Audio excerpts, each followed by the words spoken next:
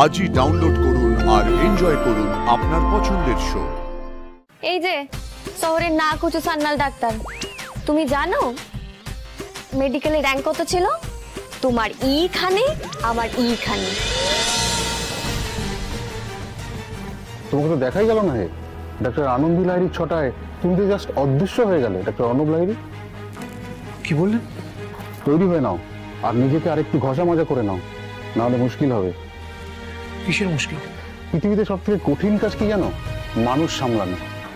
আর মানুষ যখন এই বিপদের সময় রাগে, শোকে, ক্ষোভে, দুঃখে ফেটে পড়ে, তখন এক একজন মানুষ অ্যাটম বোমের মতো সাংঘাতিক। আর একরত্তি মেয়ে, তাও কিনা আবার ডাক্তার, সে মাস পিপল হ্যান্ডেল করে নিল। তাই ডাক্তার আনন্দী লাহিড়ির থেকে সে ডাক্তার দিদি হয়ে গেল। এই কাজটা আনন্দী বরাবরই ভালো করে। ওটাই লাগে। ডাক্তার আদিদেব লাহিড়ি থাকুক বা না থাকুক, এই মেডিনিস্টের হাল কিন্তু ওই মেয়ের হাতেই যাবে।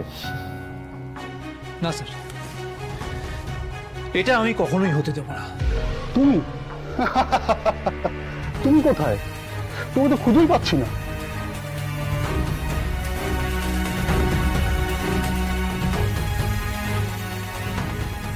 এই তো একটু একটু করে আগ্নেয়গিরি জাগছে। এই আগুনটাকে কাজে লাগাও ডাক্তার অর্ণব লাহিড়ি, না হলে এই আনন্দের কাছে গো হারা হেরে যাবে।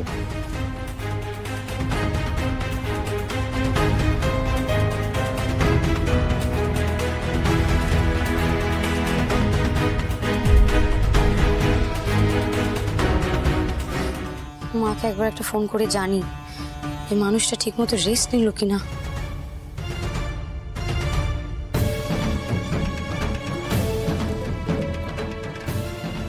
আনন্দি ফোন করেছে, অ্যাম্বুলেন্সও তো এখনো এলো না। এসে যাবে বিজয়া, তুমি আনন্দের ফোনটা ধরো, আদের সিচুয়েশনটা ওকে জানাও।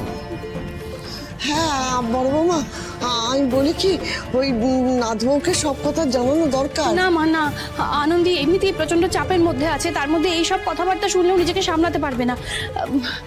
আমি কি বলছি, আমরা আগে আদিকে সুস্থ করে বাড়িতে নিয়ে আসি, তারপরে আমি আনন্দকে সবটা জানাবো। আনন্দকে এটা না জানালে ও আরো টেনশন করবে।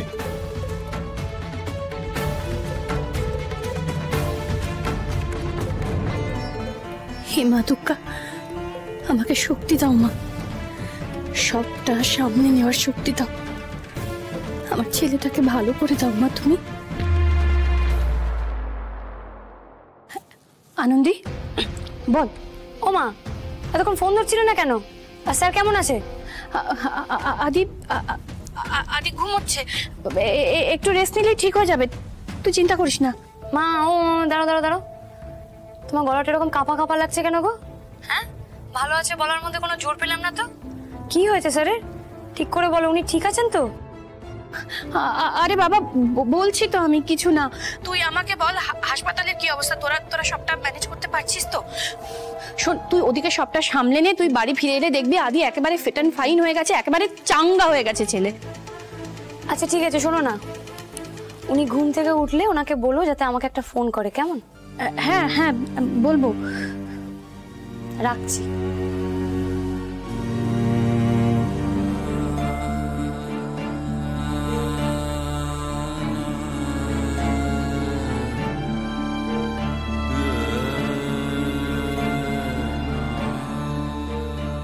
এই মুহূর্তে সবথেকে বড় খবর হলো মেডিনিস্টে যারা আহত অবস্থায় ভর্তি ছিলেন তারা সকলেই সুস্থতার দিকে এগিয়ে যাচ্ছেন। মেডিনিস্টে যুদ্ধকালীন তৎপরতায় আহত ব্যক্তিদের চিকিৎসার ব্যবস্থা করা হয়েছে। এখন এত ঘন্টা পরে আমরা জানাতেই পারি পরিস্থিতি অনেকটাই আন্ডার কন্ট্রোল, অনেকেই সুস্থ হয়ে বাড়ি ফিরে গেছেন, যারা রয়েছেন তারাও অনেকটা স্টেবল।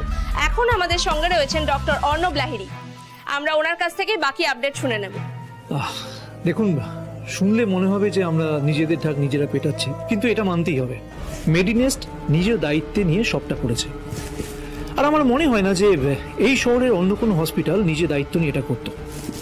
আমরা বাস অ্যাক্সিডেন্টের সমস্ত ভিকটিমকে এখানে শিফট করেছি এবং তাদেরকে যথাযথ ট্রিটমেন্ট দিয়েছি। আর আমি নিজে যেহেতু এমার্জেন্সি দায়িত্বে রয়েছি, তো আমি নিজে দাঁড়িয়ে থেকে সবটা করেছি। আর আমাদের এখন একটাই মিশন, সেটা হলো সবাইকে সুস্থ করে বাড়ি পাঠানো। আসছি। এই তো Anandi, Anandi just look at Nandu, অন্য একটা লাফটার ডোজ দরকার। ও তো কেঁদে যাচ্ছে, তো কেঁদেই যাচ্ছে। তো ভালো তো, কাঁদুক, কাঁদলে মন ভালো থাকে, কি তাই তো? দেখি। দ্রোণ, বুঝলি সবার না আজকে প্রেশার হাই হয়ে গেছে, সবাই কিরকম ব্যাকি ব্যাকি কথা বলছে। ব্যাকি ব্যাকি জিনিসটা আবার কি? ওই যে যেটা ডাক্তারদের হওয়া বারণ। আরে ইমোশন পে কাবু রাখো, উই আর ডক্টরস, এত উইক হলে চলে? আমার ম্যাথ স্যার কি বলতে জানিস, ম্যাথস হচ্ছে জীবনের মতো, আর ম্যাথসে কিন্তু ইমোশন রাখা যায় না। জীবনটা জীবনই হয়, জীবনটা অঙ্ক, ইতিহাস, ভূগোল সবকিছু না। আর কাঁদতে মনে জোর লাগে, তাও আবার এভাবে সবার সামনে কাঁদতে তো খুবই মনে জোর লাগে। নন্দনা সে জোর আসে, তাই নন্দনা কাঁদতে পেরেছে, তাই তো? একদম ঠিক, একদম ঠিক। না, এগ্রি। নিজের মন খারাপটা এক্সপ্রেস করতেও কিন্তু সাহস লাগে। ঠিক ঠিক, যেমন তোর ব্লাড দেখে ভয় পাবা, আরে ওটা জানাতেও তো সাহস লাগে, তাই না? আরে আবার আমি কেন? চুপ চুপ চুপ, এখানে মন খারাপ আমার, আর নিজেরা লড়ে যাচ্ছে। না না না, রাইট রাইট রাইট, এখন নন্দু প্রায়োরিটি একদম। শোন, ওসব সাহস টাহস কিছু না, বন্ধু লাগে, মনের কথা বলতে গেলে বন্ধু লাগে। আর আমি জানি এটা আমার পরিবার, এখানে সব বলা যায়। বাহ, কি তাড়াতাড়ি বুঝে গেছে। ঠিকই তো বলেছে, সাহস টাহস কিছু না, বন্ধু লাগে। এই তো আমরা ওর বন্ধু আছি তো। হ্যাঁ,